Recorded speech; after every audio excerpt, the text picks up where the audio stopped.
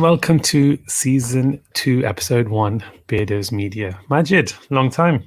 Yeah, well, how long has it been? Seriously. You know what? Too long. A little bit too long. So why did you come back? Was it fear of missing out? I wanted to get that in. Okay. I didn't want to miss out, out of fear, so it had to be one of the two. But no, a bit of a break. Has it done you any good? I think the world's a different place since then, isn't it? Oh, mate. Everything's changed. Well, we're different. So I tell you, I'm even different from just over the weekend. This weekend gone? This weekend, I swear, you know what? So much has happened, right? Okay. Forget everything that's happened in the last 3 months. But just this weekend gone, I was staying in a hotel for a couple of nights because I was delivering some training somewhere. And because of the last few weeks, I've been like really, really busy. And I've been so busy that I've not had the opportunity to get that exercise that I would usually get. Like go out for walks in the evenings and stuff like that because I've been overworked, right? So I was at the hotel and I was getting changed in the hotel. And he's like, you booked into a hotel and didn't get any exercise. No, you're doing it wrong. Well, it wasn't that kind of a hotel. It was a budget. It was a budget Holiday Inn Express kind of a hotel. Okay. Yeah. So this hotel had like 3 mirrors in different angles. You know what I mean? So one of them hotels. Okay, that's more exercise. That made me realize I need to exercise because I looked in the mirror. I was like, my mirror was fat shaming me. Wow. Okay. Hey, what's going on? But you know what? It was crazy. But you know what? When we think about fear of missing out, FOMO. Yes. I just can't help it. When it comes to things like, me, desserts. It comes to desserts. That's it. I have to have my dessert. I have a fear of that I might miss out on desserts. But then I think that I should miss out of the fear that it's unhealthy and I'll get fatter. Okay. And then I come full circle again and then I have a fear of missing out. It's kind of in the balance, isn't it? Yeah. Well, it's... Do you see how one is more talked about than other? To be fair, the whole, it's not my favorite acronym, but it's not a bad one. FOMO, fear of missing out. It's a real thing. And I think in recent times, it's had quite a lot of attention. There's been talks on it. There's been advice on it. It's been highlighted as an issue, as if it's a current thing or a new thing. It's always been there. But on the flip side, missing out of fear, I think it's less understood. Let me ask you a question. What do you fear missing out on? Me? Yeah. Depends. You know what? There's times where, and I think probably everybody's been through it. A lot of people can relate. Is sometimes it's just everything. You just don't want to miss out on anything, especially in the current climate. When you say anything, when I ask you the question, what's the first thing that comes to your mind? What do you think the average person would say when you mention FOMO, fear of missing out? What do they mostly fear missing out on? I think predominantly for most people, it will be socializing. And in the current climate, that would be social media. Exactly, and you can understand that. And I think it's obviously it's a very natural thing, but it can fast become unhealthy. When you say it's a natural thing, where do you think it came from? This phenomena of fear feeling? Itself is a natural thing, isn't it? It's always there. Why would fear be natural in terms of missing out on something? Because that's how human nature, isn't it? That's that's ingrained in our nature. Do you not think so? You know what? We just got an interesting comment. Somebody just put, not FOMO, JOMO, the joy of missing out. That's a thing too. Wow. Okay, I've never come across this before. I think they should copyright that. The joy of missing out. Yeah. I heard an interesting example just the other day, and it got me thinking. And I thought, wow, it's good context. So you work a 9 to 5, Monday to Friday. You're all ready for the weekend. You've just done your shift on, I don't know, you've clocked off at 5 o'clock on Friday. You've got home, had a meal, whatever, showered, and you hit your duvet. 6, 7 o'clock in the evening, yeah? Early night, but you're thinking 2 days, I'm exhausted. I'm knackered, I'm tired, working, seeing people, everything, whatever. I've got nothing on my plate for 2 days. I am literally going to just be on the sofa or just stay in my duvet. I've got a nice book to read. This is me, solitude, isolation of a different kind, yeah? Right. You're content. You've grafted that week. You've done everything that you need to do. And you thought, this is my rest time, my downtime. This is for me. It's like a do not disturb button. Yeah? Right. Metaphorically speaking. You get a phone call, which you hesitantly answer or whatever. And it's from a friend. In the background, there's music blaring. You can hear your other friends. There's laughter. There's whatever else going on. And you're told it's all happening down at wherever. It's the club or the party or someone's house, anything. Did you just say party? Did I? You just said party. Okay, I don't know. It's party. a subconscious thing. But okay. So there's a gathering. Okay. Yeah. All your friends are together. At the party, yeah. And it sounds not going to say off the hook or something, I don't know. But it sounds amazing. Everybody's there. Yeah. There's music, there's laughter. It sounds like a really good time. Yeah. Within seconds, your entire mindset has switched.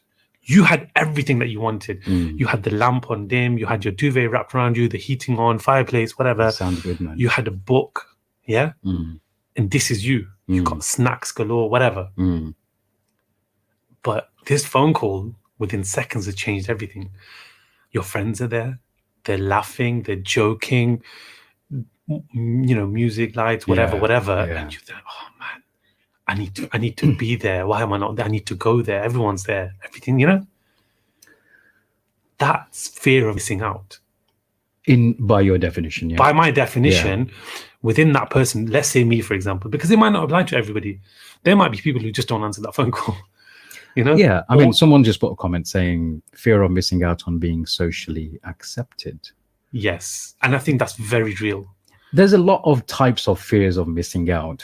For me personally, the way I see it is people fear that what concerns people more is not the fear of missing out, but the fear itself of missing out.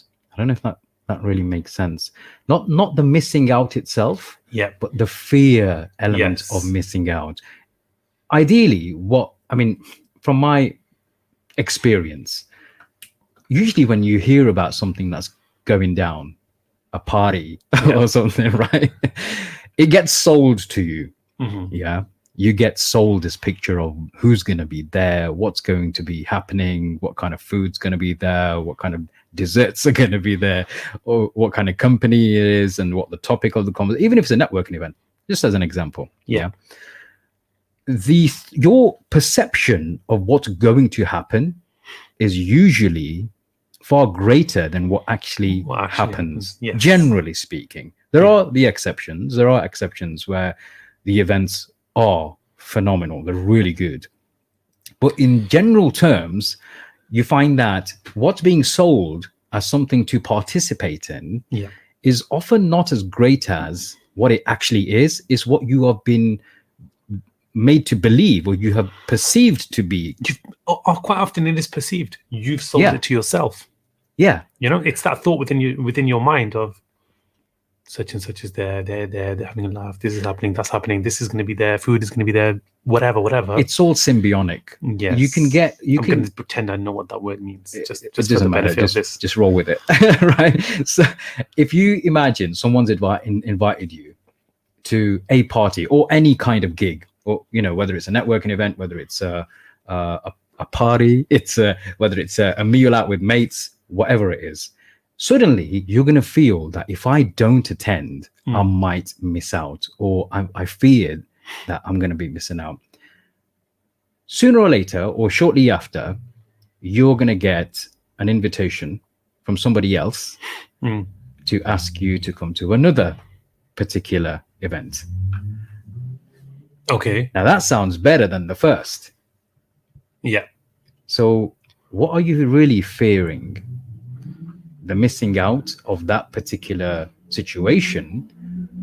Or is it something that's been something that you have perceived you're going to be missing out, and the fear itself is what's driving you to go there rather than the event itself?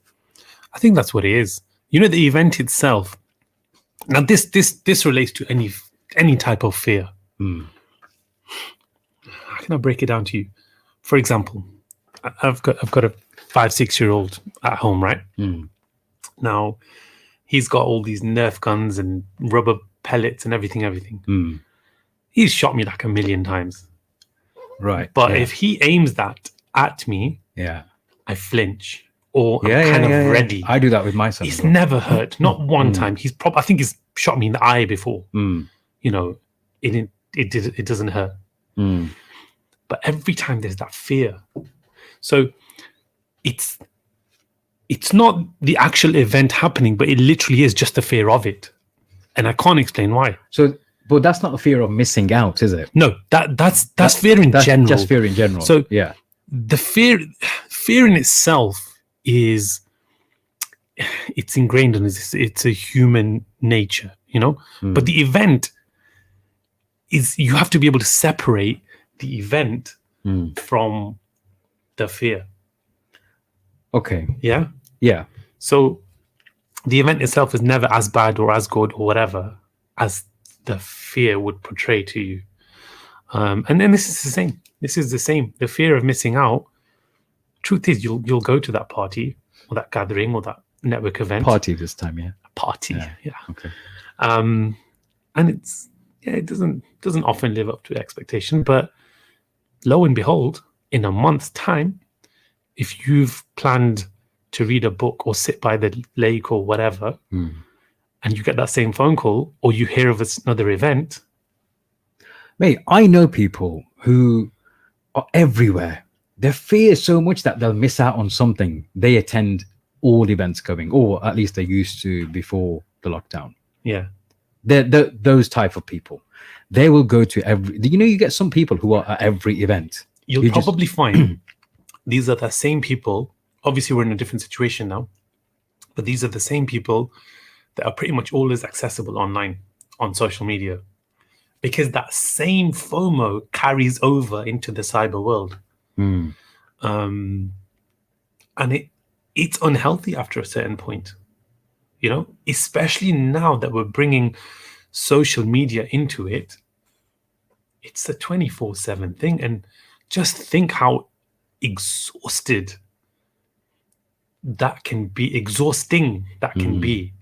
to have to feel that you've got to be there all the time. They may not feel that it's exhausting. Well, consciously anyway. Yeah. Their mind and body might be telling them something completely different. But in the moment, they don't feel it. A couple of interesting comments here. So Eddie said, how can you fear the unknown when the event hasn't actually happened? Now, this is a rational discussion, and in the coaching world, it's often something that's discussed with a coachee when you're trying to overcome some kind of blocks. Jawad says, I think fear is important for survival. It's embedded in us throughout evolution. I agree. Even fear of missing out can be categorized the same way. Difference is that FOMO is a bit more about social acceptance, again, key to survival. That's interesting. It's very true, though, isn't it? I think that's It depends on who you are and what you're there for and what your life is about. I know loads of people who don't even use social media. okay. When And you they're say very loads of people, Yeah. how many people do you know? Are we talking thousands, right? How many people do you know that don't use social A media? small percentage, but there's still loads in the grand scheme of Dozen or things. so, maybe. Yeah, out of the thousands. No, I'd say more than a dozen. Okay, Yeah. more than I have a very mixed kind of, social circle. yeah. And I know loads of people. And I think it's partially a generational thing. Some generations are less inclined to use social media than others. But I do know loads of people who don't use social media at all. So where would you say their fear of missing out lies? I think their fear of missing out lies in other things. I mean, I'll give you an example, something that comes straight to my mind. I have a cousin, and he is, I wrote about him once on Facebook, the goldsmith. Oh yes, Yeah. And he is a person who loves to serve people, loves it. You know, mashallah, Allah's given him a lot. And he loves to share what he has in trying to help other people. What he fears genuinely, and I've seen him get agitated about this, is missing out on being able to gain some extra rewards in helping people. Okay. He genuinely fears missing out on those kinds of opportunities. I'll give you another example. For example, my mum doesn't use a mobile phone very often. She doesn't even need to. She doesn't know how to really use one properly. Yeah. The only reason she has a mobile phone is so she can stay in touch with her relatives, her nieces and nephews, and who live sort of further afield and abroad, and so they can have a WhatsApp video call or whatever the case might be. So recently, somebody commented on her not having one of the latest phones. Yeah. And although my mom doesn't even know how to use a phone properly, she had a fear of missing out on having the latest phone for other reasons. For reasons to be socially accepted, I guess, is the only way I could explain it. Because she couldn't use it, and what she had more than sufficed for her needs. However, my cousin, he knew that I became aware that mom's not happy with her phone. Mm. But before I had the chance to buy her one, he went and bought one for her. It's his auntie, sorry. Okay. So he wanted the reward of pleasing his auntie. Okay. And getting, du'as from her. Before I got there. And he actually said to his son, look, you better get one. Because his son told me, he says, Mamu, my dad says, I need to get one because you found out that she wants one. And before you end up getting her one, I've got to get her one. So I'll just accept it. It's done. We've got it. Do you know what I mean? Fantastic. There are people like that. Those are the types of FOMOs that, we could do with more people like that. That's the beneficial one, isn't it? Yeah, there are good FOMOs. I can't see that one becoming unhealthy.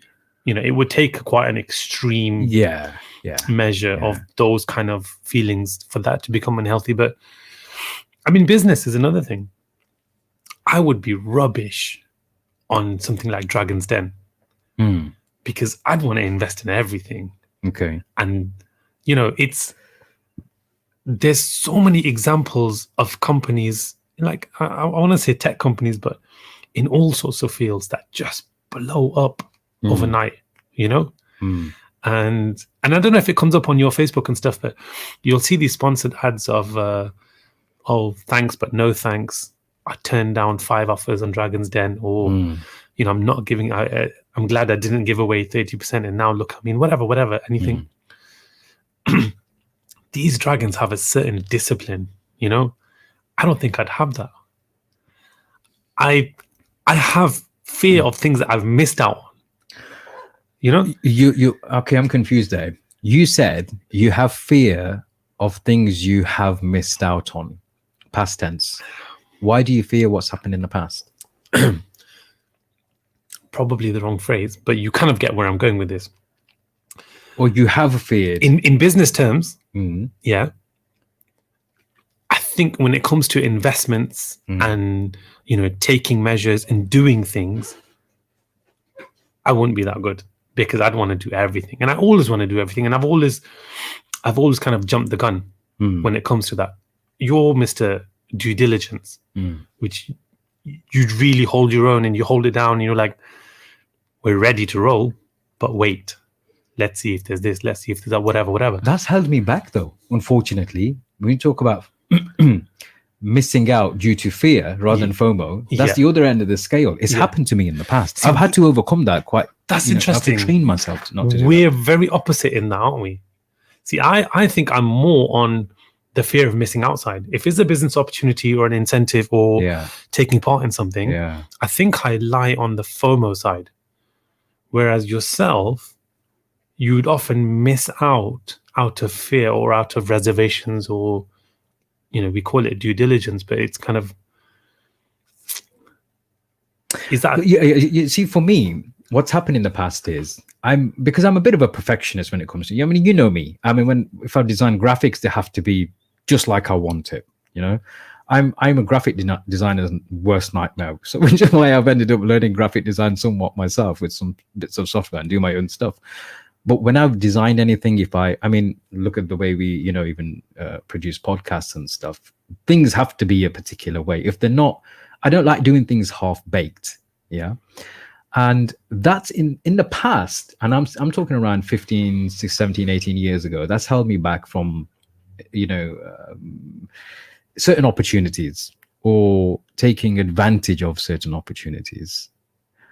But as time's gone on, I've become more accustomed to ready, fire, aim, rather than ready, aim, and fire. Yeah, yeah. It is deliberate. If you're ready to do something, you just start it, and then you fine tune it, tweak it along the way. I don't know who it was. Somebody who said, I think was it Richard Branson, or was it somebody who said, if somebody asks you to do something, say yes and learn on the go. Fake it until you make it. Well, yeah, that's a debatable phrase, actually.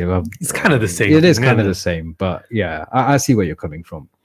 So in the past, I've been that guy. I've been that guy who has held back from certain opportunities because I needed to wait until, or I felt I needed to wait until certain things were the way I wanted them to be, and down to a T, whether that be a business card, what if I go to a networking event and I don't have the business card that I really want, or business card doesn't look like the ones that I wanted. I've got business cards, but they're not, they're not like I want them to be. What will people think of that business card? How will they perceive me and my business or my professionalism looking at this kind? Those kind of minor things. Nowadays, if I went to an event, I might not have any cards with me at all. I'll say, oh, grab your phone. I'll show you who I am. Let's connect. Yeah. I have that kind of approach to things. Mm-hmm. So how would you, obviously it's not there so much now, but how would you describe the missing out of fear? Like, it's obviously a fear, right? Would you say it's quite natural? Is it just the way that you were? Was there reasoning behind it? Because that's a very deep question. That's how we do, man. This is how you roll. Yeah, this is Beardos Media. We ain't here to mess about. Join the party. I don't know. If I'm honest, I've never really thought about why I was like that. It's changed. You've changed. I've trained myself to be different. So what was it that you kind of, you highlighted, you diagnosed almost, and you said, nah, this has got to change. I've got to switch this up. You've obviously seen something and thought. Well, yeah, I realized a lot of time was passing by before I got certain things done. And before I put myself out there, certain products out there, certain services out there, a lot of time was being spent in fine-tuning the things that were, I wouldn't say completely irrelevant, but not as important as I thought they were. And that comes with experience. You realize in business, certain things are more important than others. Yeah. I mean, if I'm starting a new business, as an example, and a fresh one, completely fresh one, and I wanted to start marketing what I do, there was a time I would have thought, wait, I've got to wait until I got my business cards. I've got to wait until I've got my website. I've got to wait until I've done this, and this. And those were like tick boxes for me in my mind. They're not anymore, because I've realized they are secondary elements of marketing, not primary. Primary is always going to be me. If I'm putting myself out there, it's my job to sell my products and services. So why should I miss out on getting new business? Then, wait and until something else happens. I'll give you another example. A few months ago, I proposed the idea to somebody to make an app of some kind for me, or for both of us, come into partnership with me, right? And this actually, it wasn't even months, it was about a year ago. Now, that app was going to be designed for one of the world's largest consumers of technology at the time. I'm not going to go into too much detail because of some restrictions, but because we, as a group, I mean, that individual himself probably had a lot going on. I was doing some research. It kind of fizzled away in the background, and then it had to do with tracking people, by the way, right? As in tracking movements, and like in events, massive events. Like we're talking millions of people at events, right? For safety, I'm talking about the safety elements of it. So if somebody's on site, they're still on site. They're within certain perimeters and stuff. Now, when COVID happened, automatically that consumer needed that product. Somebody else got in there. Yeah. So we were, I guess, as a team working. So this whole track and trace thing has probably been of interest to you. You've kind of followed how the app is designed, how it works. Not really. My interest was specific to a particular scenario. Nothing to do with this. I'm not into the monitoring and kind of stuff. It's not me. So yeah. So so there's a comment here. Let's put it this way. Fear helps us all making decisions, right or wrong. Fear is one of the core emotions that's involved in almost all of our decisions, miss out or don't. It's fear that prepares us for the outcome of the decision we have made. Risk management, Maj. So this person knows me for risk management. Yes, thanks, Jawad, for that comment. So you're absolutely right. And there's an element of natural managing of risk. As human beings, we are designed to protect ourselves. And for that reason, we will have fear. Sometimes it's irrational fear. Sometimes it's rational fear. Sometimes irrational fear. Our physiology and psychology, sometimes they're intertwined. So they don't know the difference between what's actually in the past, something that negative might have happened in the past, and something that hasn't happened in the future.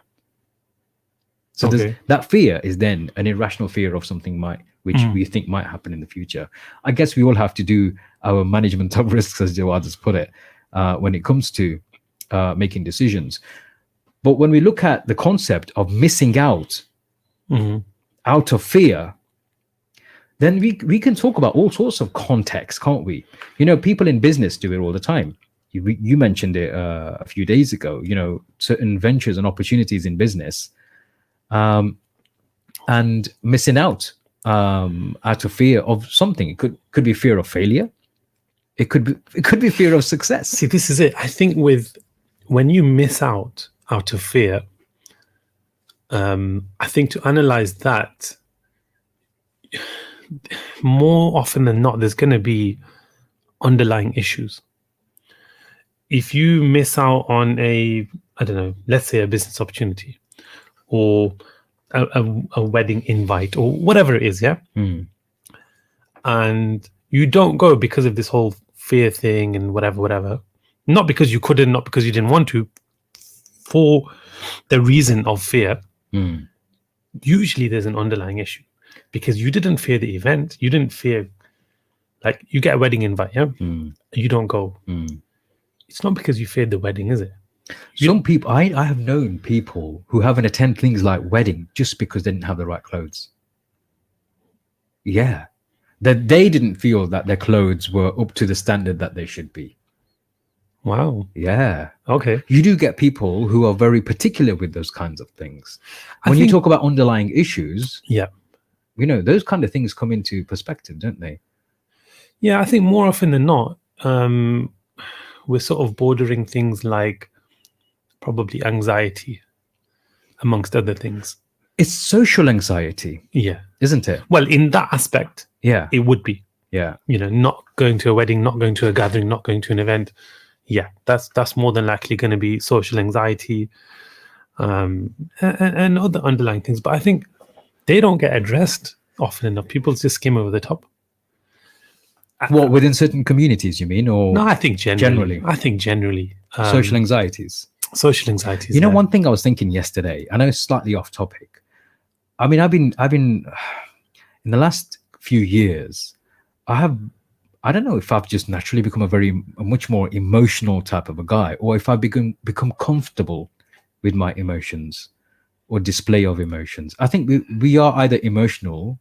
I think we are all emotional, in fact. I think it's how we manage our display of emotions which differentiates certain things because of certain expectations. But I've noticed that because of the emotional element, emotional intelligence is a discussion point in this regard, because when you talk about social media and social anxiety and fear of missing, again, it's being intelligent with your emotions. Are you, how in control are you with your emotions in knowing that, okay, this is going to be of benefit or value, or if it's a priority or not, and how you control your emotions at the same time.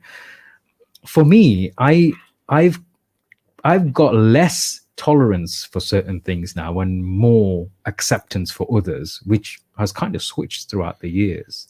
But in the last few years, I've realized that the way we manage our emotions, and I'm saying that consciously, the way we manage, because I believe we can manage our emotions at times, not all the times. And those are the times when our inner self is trying to tell us something which we've probably not connected with deeply enough. See, I see that in you. I do see that you're a bit more in touch with your emotional side. No, I mean, you might unashamedly. You might always have been in touch with it, but the fact is now it's more on display. Somewhat more comfortable. Yes, yeah. It's more on display. Yeah, I'm assuming because you're more comfortable with it and you've kind of embraced it. Yeah, absolutely. So I guess my question there is, where do you kind of draw the line? Like, what's too much? What's enough? I'll give you an example of FOMO, right? I have a very addictive personality as well, right? Whenever I do something, I try and do it to the best of my abilities. Or if I'm indulging in something, I'll probably go all out, right? So social media is a classic example. I thought you were going to say desserts. I've seen you go all out. I've gone all out on desserts as well. Social media is a classic example. There are ways you can keep yourself in check. Number one, I do an annual digital detox. For 1 month during the month of Ramadan, I go cold turkey. No social media at all. It brings me back to, the equilibrium, or, back to the center. You kind of detox from all that, involvement in the social media life. The second thing that I do is, whilst I'm off, and even after that, I phase myself back in when I do come back in, because I don't want to go straight dive in, because there's obviously no point in that. But when I do go back in, another thing that I do is I create more steps to opening those apps, which are social media apps. So it won't be on my front screen. It'll be on the second screen or the third screen, and it won't be straight on. The icon will not be straight on that screen. It will be in some kind of a folder. Okay. So I have to take a few more actions to get to the same folder and the same app, right? Subconsciously, that kind of makes me feel, oh, I've got to do that now. Do you know what I mean? Not that I'm lazy or anything, but it's just creating more steps. Well, yeah, with something being at your fingertips, literally at your fingertips, you're much more likely to grab it, go for it, whatever. If it's a little bit more effort, then a few times out of 10, you're going to think, sure, I'll leave it, And this is where, and I guess that's the aim, isn't it? This is where Salma's comment about JOMO comes in. Yeah, the joy of missing out. Mojo. Oh, yeah. That's another show altogether. Yeah. Well, when you're in that JOMO, you've got your mojo back. You're back in your hotel room with your mojo. Yeah, exactly. But that's where that comes in, because I think there's a deeper underlying point here, and that is we need to understand who we are as individuals. And I always talk about this because one of the things which has transformed me, which I feel has transformed me at least over the last 15 years, is going on a journey of self-discovery. When you understand yourself at a deep level, then nothing phases you. When you go and you're in your, when the idea is to attain contentment, that can also only be done when you're comfortable with yourself and you know what's good for you and whatnot, and you end up doing things unconsciously rather than consciously. You don't have to make an effort. Okay. So when you understand yourself, you know that going on social media, for example, or Facebook, it's not going to serve any value as such. This many times a day, less number of times a day, you're going to still serve that same purpose. The FOMO kicks in is when you are interested in other things other than yourself.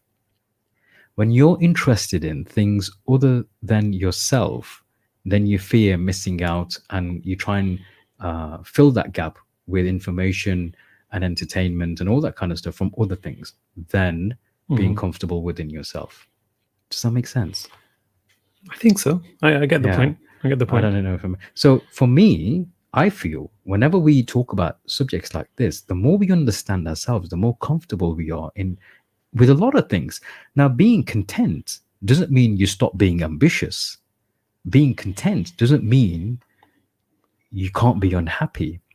In fact, being content means you can be all of the above and still be okay with it. I need to write that down, man. It's context, isn't it? It's context. If you should be content. Yeah. But being overly content in every aspect of your life. How define to me overly content? What does overly content mean? Okay, so content, I would probably reword it into grateful. Yeah. So be grateful, appreciate what you have, but to define it as content means you have little ambition left. No, I disagree. You have little drive. I disagree. Completely disagree. I'm on the complete opposite scale on that. I think, this is an interesting topic because we do find in this that we're quite opposites, polar, in fact. Yeah. But yeah, I always say I'm content, but inside I know what I want. I want this. Yeah, I but want that. Being content doesn't mean you stop being ambitious. That's my point. Being content means you're okay with where you are right now because you were meant to be there right now. Where you are right now, it's been a part of your journey. It doesn't mean that you stay there though. It doesn't mean you should be content with that situation to remain there, because you've got the abilities to change it. Then discontentment should kick in if you've got the ability to change it and you still don't do anything about it. Mm-hmm. See, the thing with being content is it's implied or it's assumed that you're happy where you are. That's according to your interpretation. That's basically the definition of the word, though, isn't it? Being content that you're happy with where you are. Yes. No. Okay. Being content means you're okay with what's around you and what you have and where you are. But doesn't mean to say you that's where you stop though. I think it affects drive. It affects ambition. Definitely affects ambition. Did you watch the UFC? Yeah. Okay. Now, did you watch Gaethje's last fight? Yeah. Against Tony Ferguson. Yeah. He battered him. Yeah. But that's not my point. My point here is when they put the interim belt on him, he just took it off. Yeah. He goes, and the waiting for the real one. He goes, yeah, I'll wait for the real one. Yeah. Because the interim is basically the number one contender. For those that don't obviously follow UFC or boxing, that's the number one contender. So that's the next challenge in line for the world champion. He goes, nah, I'll wait for the real one. Yeah. So he's not content with just keeping that back. Yeah. He may be happy that he's achieved it. Yeah. But he's not content with just keeping that. Yeah. That particular one. Let's put a twist on it, or let's imagine two scenarios. For example, Tony Ferguson was the interim champ before, but he loved that belt. He'd flash it, he'd show it, he'd whatever. Yeah. He even put it in Habib's face in the last face off. Do you remember when he knocked it off? Yeah. I think the drive and ambition from someone who is content is going to be somewhat less in most instances, compared to someone who isn't content, who doesn't. The question is, what are you content with? In that particular scenario? In any situation. When I'm talking about contentment, I'm talking about being content with life. Okay. I'm looking at the bigger picture. Alhamdulillah, as Habib would say. Yeah, alhamdulillah. Yeah. But that doesn't mean to say I'm not ambitious, or I stop being ambitious, or I'm not, I can't be unhappy. Being content means to me that I'm appreciative with everything God's given. Okay. But God's given me also the ability to do more. Yeah. But see, this is why I would rather word it as grateful, or appreciative, rather than use the word content. I think. Let me put on a different context to you. If you've had an accident which wasn't in your control, yeah, are you going to be grateful? I thought you were going to ask if I was going to claim. Sorry. That goes without saying. I know you would. If I've had an accident, it wasn't in your control. Okay. Are you going to be grateful? Are you going to be grateful for the accident? Yeah. Or the fact that you're still alive? And no, are you going to be grateful for the accident? Of course you're not. Nobody is. No one's grateful for the accident. Okay. But this is why I say contentment is important, because I can be content even if I've had an accident. Okay. Because if it wasn't in my control, it wasn't in my control. I'm still content. I'm not going to be, losing sleep over it. Yeah, but then on the flip side, if you're not content, what do you do? Do you stage a bigger accident, or do you go and say, no, I'm not content with that, I'm going to do it properly? No. That's a whole different... No, it's not. You've changed it. I'm again talking about somebody's bumped into your car like they did today, but it was a bigger one. Yeah, man. I've got the reg, by the way. If you, yeah. If it was you, well done. Somebody has smashed into your car. Yeah. It wasn't your fault. It was their fault. Okay. Yeah. It's not that you had an accident and it was, you wanted it bigger because content, it was a big enough accident. If someone's smashed into your car, you're not going to be grateful, are you? You can still be content though, even after having been in an accident. This is my point.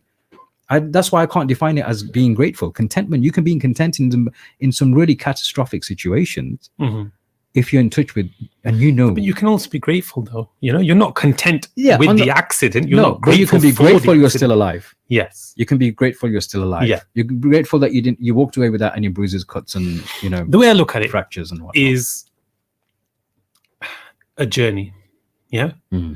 Now, contentment is more often than not achieved at the destination, I would say. My interpretation. I disagree. I'm grateful for the entire journey. I'm appreciative of everything that I come across. The food, the drink, the nourishment, the family, everything. Where's the destination, Ali? This depends on your outlook on life. Okay. So you get to one destination of, I'm assuming, multiple destinations, yeah? Okay. And that's when you become content? Can you not be content on the journey itself? If you're content, then do you even continue the journey? Why not? You're content. You are content with what God's given you as his creation, and you're still on the journey of life. Interesting. Look at the bigger picture. I would still insert grateful there. But okay, I guess it's different for different people. But would you say you'll be discontent though? No. Well, this is the point, isn't it? The thing is, you've got to have a certain level of drive, a why. You've got to have a why. Of course. And if you don't have a why because you're content, or even if you do have a why, but the fact is you're content, your why is not as strong as someone who it wants to strive or achieve or claim, and that's the difference. And I feel we've swayed off topic. Where are we now? We were talking about fear of missing out. Yes. Yeah? And I think this is closely related because, some people aren't content because they fear they're going to miss out on stuff. Interesting example. I came across a video by Russell Brand. I don't know if you follow him, but he does some pretty interesting work nowadays. He does very short YouTube videos. And I saw one and he was describing. Did you do one with Cat Stevens recently?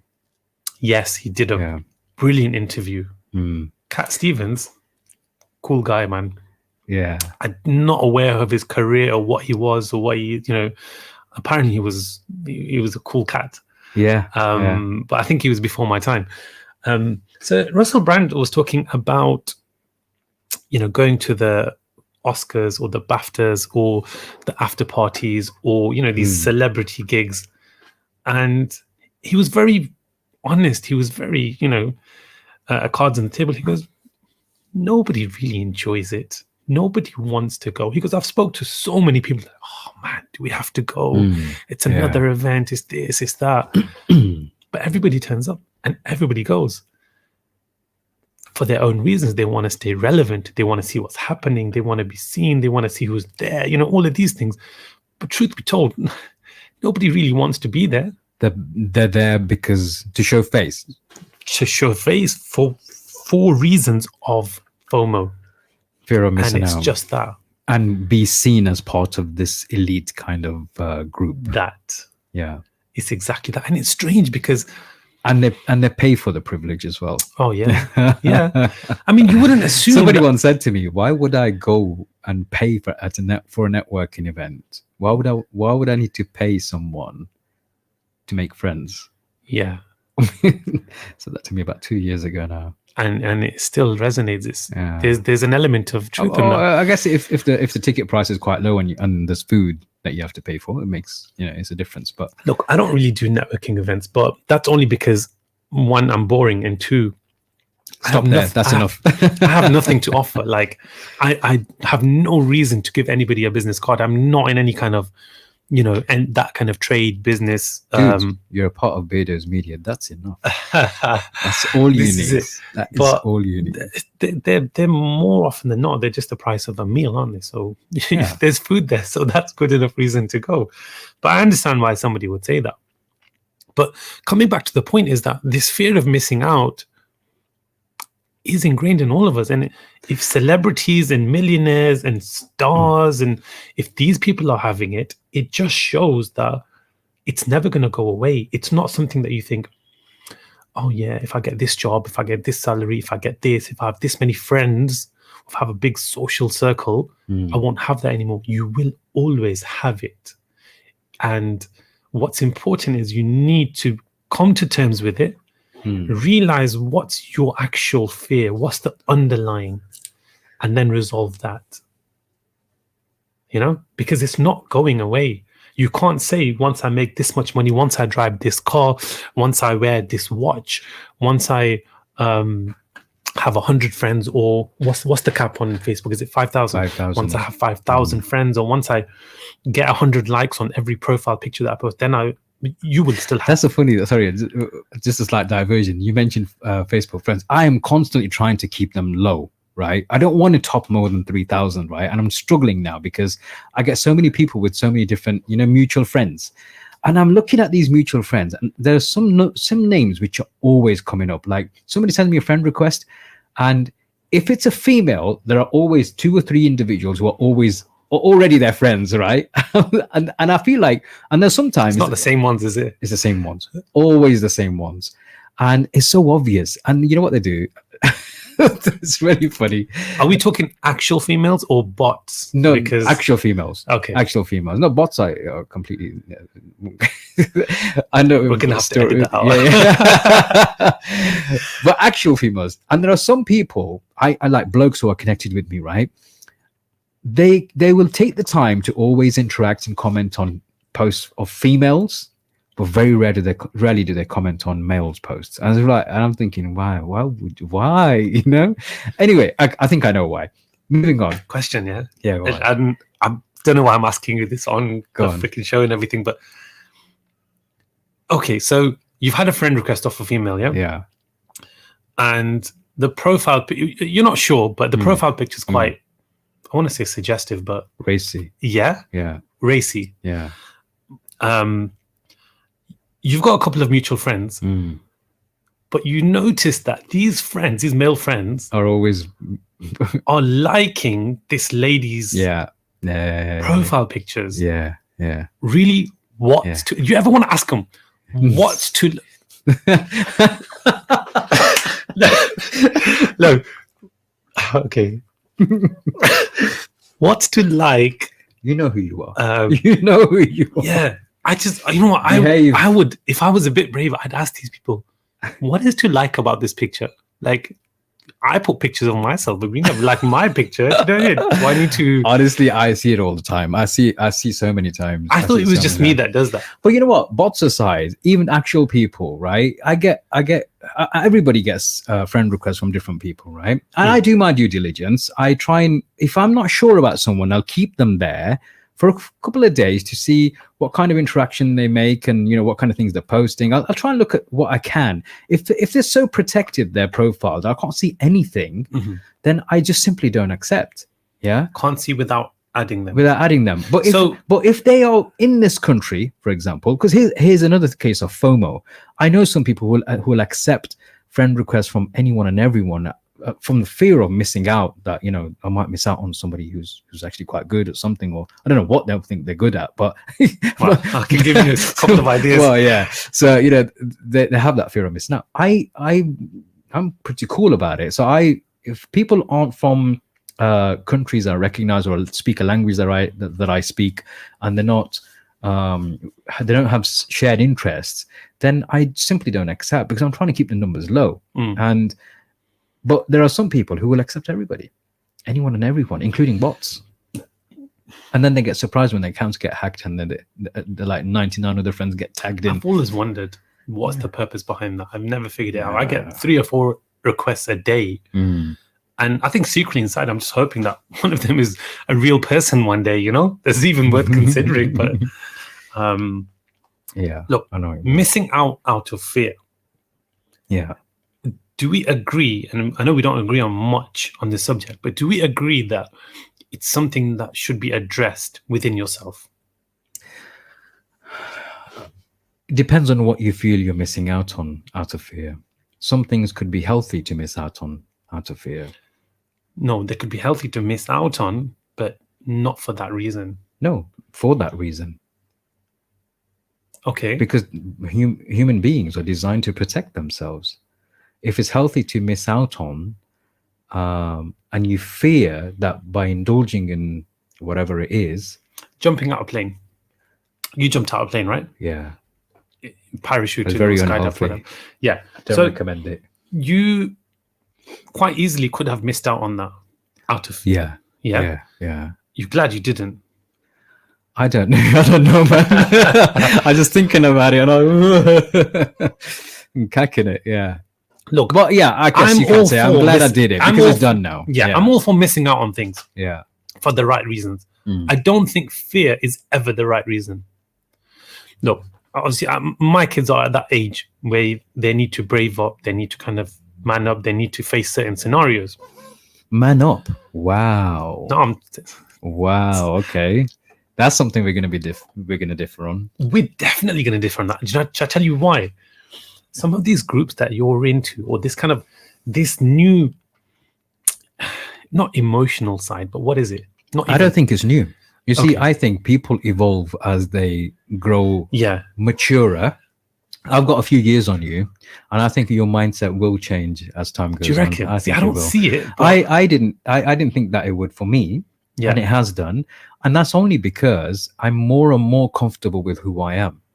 Do you think that's a natural thing that has to happen over time? For example, you've got young boys, right? Yeah. You wouldn't really encourage them to be in touch with their emotions and such as you are now as a 40-year-old, or, you know.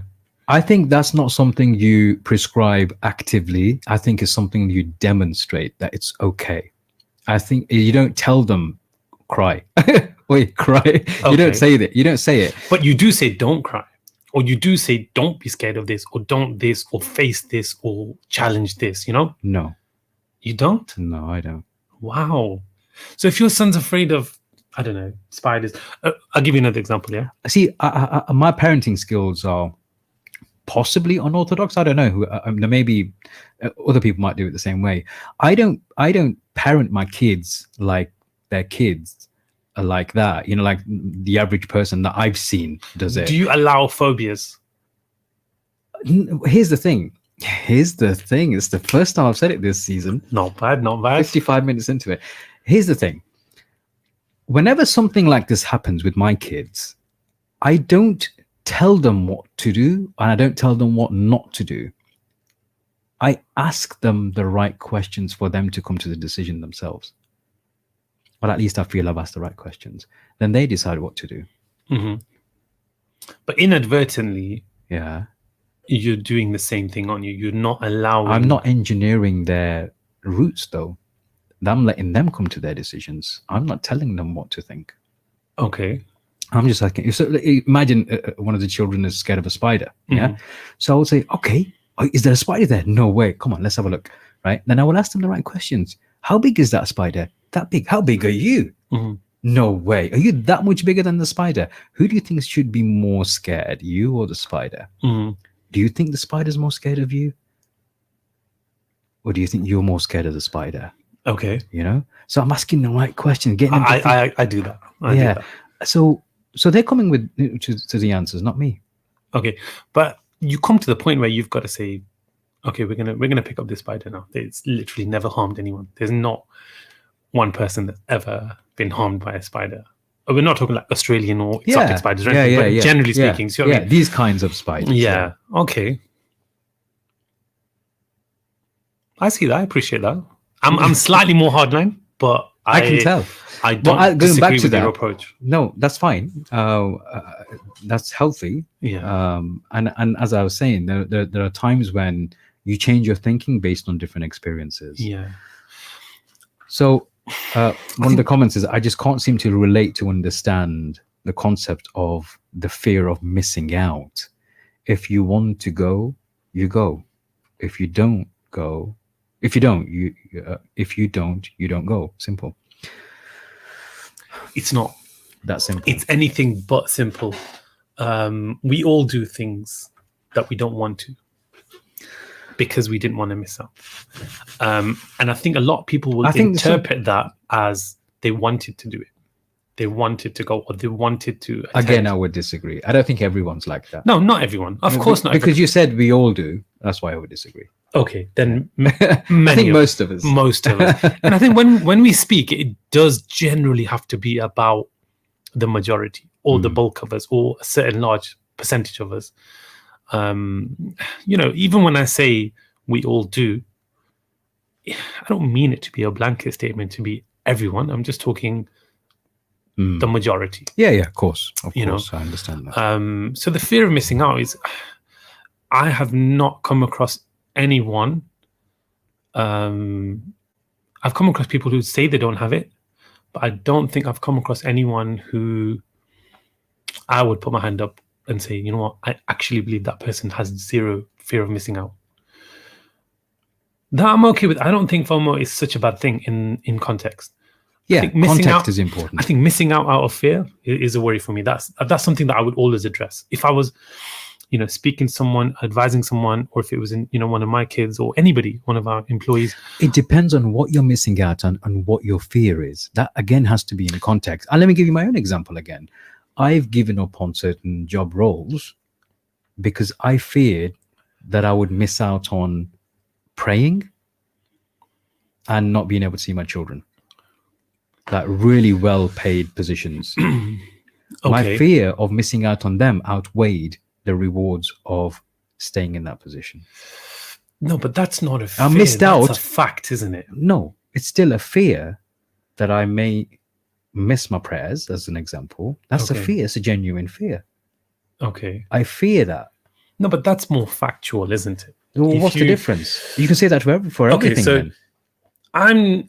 You don't fear death. Example. I didn't mean to go dark or anything. I know we're wrapping up. Okay. But you don't fear death. Okay. But you're not going to jump out of a plane without a parachute. The reason you're not doing it is because you're going to die. Yeah. And it's same with yourself. You didn't go for this job because of what you'd have to sacrifice, miss out, lose, give in return. What's the fear of missing out, though?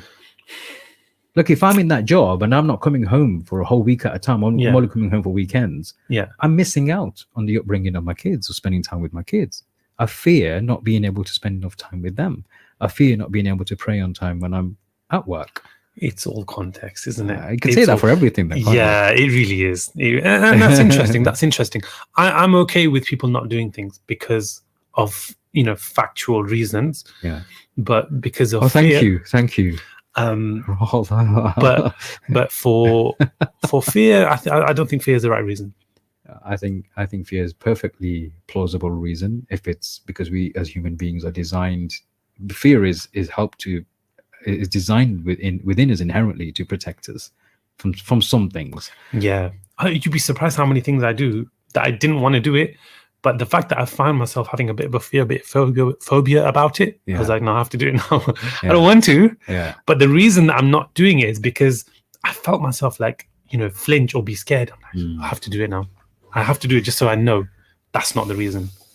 Anyway, we have reached an hour, and I don't want to keep dragging this conversation any longer. We actually could. We could. We so shouldn't, easily. But we could, yeah. I know we can't. We shouldn't, but we can easily do that. Ladies and gents, thank you for joining us on another episode of Beardos. This time again next week, 7 p.m. Inshallah. Tuesdays. Yes. Tune in, and we'll see you then. Thanks for your contributions, and we'll see you around. Take care.